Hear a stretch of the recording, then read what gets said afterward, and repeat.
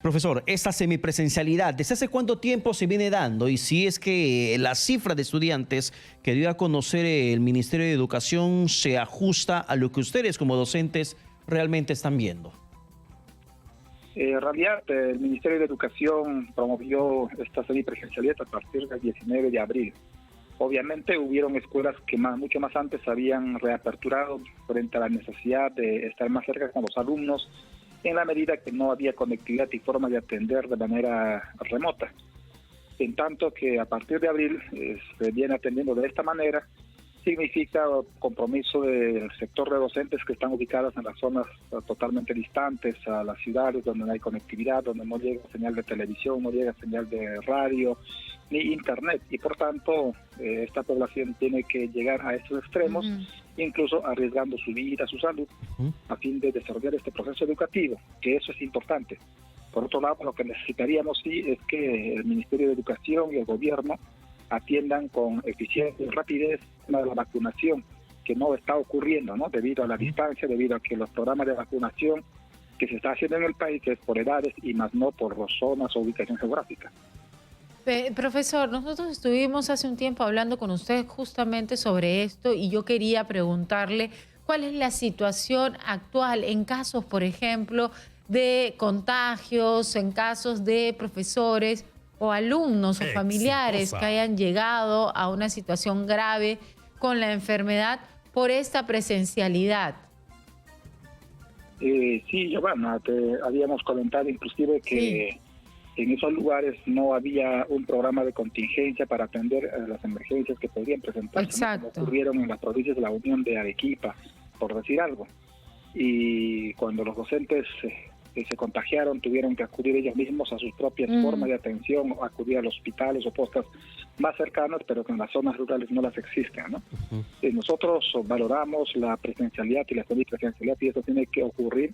Inclusive habíamos emitido sendos comunicados, notas de prensa indicando que por lo menos el primer semestre del año 2021 debería ser atendida de manera remota, a fin de evaluar en ese proceso la paulatina reincorporación, acompañado de la vacunación, de la implementación de actividades de bioseguridad en las escuelas, la dotación de materiales para los estudiantes y todo ello, ¿no? Ya, pero profesor Ocaña, a ver, algo que necesitamos que nos quede claro. ¿Había las condiciones suficientes para que se regrese a la presencialidad o semipresencialidad? Desde mi punto de vista no había esas condiciones. Ya, a ver, detengámonos ahí. Si no había las condiciones, entonces, ¿cómo es que existen en estos momentos 5 regiones con 800 escuelas que están dando clases a 40,000 estudiantes o un poquito más, según datos del Ministerio de Educación? Porque entendemos que el Minedu, cuando envió esta directiva, ha sido a sugerencia, era una potestad de que los padres de familia se pongan de acuerdo con los profesores para que se regrese a la presencialidad. ¿Cómo es entonces? Si no había condiciones, que estamos hablando de presencialidad en zonas rurales donde no hay centro de salud, no hay un testeo adecuado para el tema COVID, no hay seguimiento, no hay ayuda para el profesor que pueda haberse contagiado, si no hay ninguna asistencia sanitaria en ese sentido? Claro, como dije al inicio, es un compromiso de los mismos docentes y padres de familia que, arriesgando la misma situación de su vida, su salud, han retornado a la presencialidad. Para nosotros es importante esa participación, pero sin embargo, lo digo, por eso hay una necesidad de garantizar este tipo de atención de parte del Estado, acompañado con el tema de la vacunación, que hasta el momento es un poco difícil llegar a esas zonas rurales, porque como usted mismo comprenderá, todo este proceso de vacunación está empezando por las grandes ciudades y no está llegando aún a las zonas rurales, o si está llegando con un retraso promedio de un mes y medio, ¿no? Y eso lo podemos evidenciar con el programa de vacunación a personas de tercera edad, de 60 años para arriba, 80 años para arriba. Sí. Y mientras que en las ciudades sí estamos llegando hasta los 60 años, pero en las zonas rurales no están llegando igual, ¿no? Y por tanto, la oferta que hizo el Ministerio de Educación en los meses de enero y febrero, indicando que se van a priorizar la vacunación a los docentes, no se cumplió por la misma estrategia de vacunación integral que el Estado definió, ¿no? Que sea por edades y más no por sectores profesionales.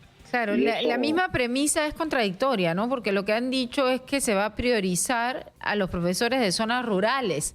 Sin embargo, es justamente a zonas rurales donde no está llegando la vacuna ni siquiera para los grupos etarios de la primera fase del plan de vacunación.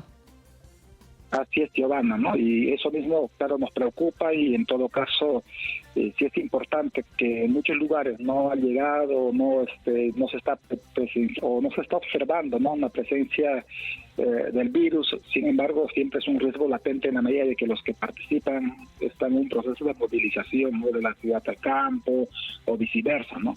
Y ojalá que no se agrave, no nos relajemos en este tema como ocurrió en el caso chileno. Por ejemplo, en Chile se relajaron después de haber avanzado un proceso de vacunación importante, pero hoy están viviendo una etapa bastante complicada, ¿no?, con muchos muertos, con muchos contagios.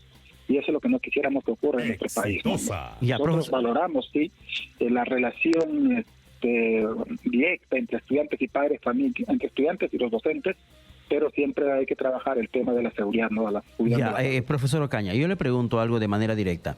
¿Usted cree que es real el compromiso que hizo el ministro Cuenca, ministro de Educación, de incorporar a los maestros de zonas rurales a los grupos prioritarios para la vacuna contra el COVID-19? Porque lo mismo dijeron el año pasado, que los maestros en general iban a ser priorizados y que iban a recibir la vacuna en mes de febrero para que en marzo ya estén expeditos para las clases presenciales o semipresenciales. Pero llegó la fecha y eso no se cumplió. Ahora el ministro Cuenca vuelve a mencionar algo similar, que los maestros de zonas rurales serán incorporados a los grupos prioritarios de vacunación. ¿Cree usted en ese ofrecimiento o es un antalginazo ante los reclamos de atención que están haciendo ustedes? De mi parte, yo creo que el Ministerio de Educación ha cumplido con su rol de informar, de hacer llegar la relación de docentes, la relación de las personas que deberían de ser vacunadas.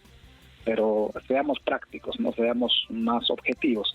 El tema es que el programa de vacunación no lo asume el Ministerio de Educación, eso lo asume el sector salud, y ellos determinan las estrategias, los mecanismos, los equipos, la dotación de las vacunas, todo el proceso, y allí el Ministerio de Educación no tiene mucha participación, de tal manera que imaginamos que este es uno de los retos que debe asumir el próximo gobierno, sea quien sea el que ingrese a Palacio. ¿Es el primero que debe asumir y solucionar con respecto al sector educación? Es uno de los factores, es una de ellas. Incluso en la campaña se ha expresado eso, incluso los dos partidos políticos que hoy están disputándose la segunda vuelta, la definición de esta, expresaron que van a retornar a la presencialidad a partir del 28 de julio, y eso, más allá de haber sido una propuesta de campaña, debería de cumplirse, pero eso no es tan sencillo, ¿no? Se requiere, en todo caso, incrementar la atención de las vacunaciones, se requiere enviar los equipos de vacunación hasta las zonas más alejadas, en lugares donde actualmente no se está llegando, y eso requiere también cambiar un poco la estrategia de vacunación, y creo eso no está tan fácil de resolverla, ¿no? Ustedes como gremio, como colegio, profesor Ocaña, ¿han podido ver de repente la estrategia, analizar la estrategia que tienen el tema de la presencialidad o semipresencialidad Pedro Castillo y Keiko Fujimori, para que sientan tranquilidad en cuanto una de las dos personas asuma la presidencia? Nosotros asumimos que ellos efectivamente estén trabajando con sus equipos que habían expresado la posibilidad de avanzar en ese proceso de vacunación, pero ese término criollo, que una cosa es con cajón y otra con guitarra, nos hace ver que no es tan sencillo en el momento concreto de hacer las tareas. Ya, claro, pero todo parte, pero profesor Ocaña, todo parte por una estrategia que deberían tener. ¿Han tenido ustedes la oportunidad de evaluar lo que mencionaron en el debate presidencial o revisar la propuesta que tienen en sus planes de gobierno para el tema escolar?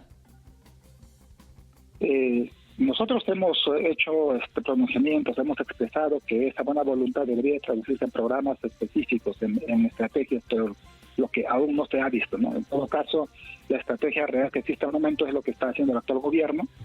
Obviamente han ido incrementando de una vacunación diaria que era de los 12.000, ahora se están llegando hasta los 120.000, 140.000 personas diarias. Eso es importante, pero por otro lado también estamos viendo que la variante del virus sigue llegando. Arequipa actualmente está en alta, a pesar de haberse hecho un intenso programa de vacunación, haberse ofrecido, por ejemplo, llegar a las zonas más alejadas. Y creo eso nos hace evidenciar de que no se trata solamente de tener estrategias, sino también, sobre todo, asegurar el cuidado, el distanciamiento, seguir con campañas de educación a la población, y seguir implementando. Por supuesto, también no solamente tener los protocolos, sino poder cumplirlos también, tener esa capacidad.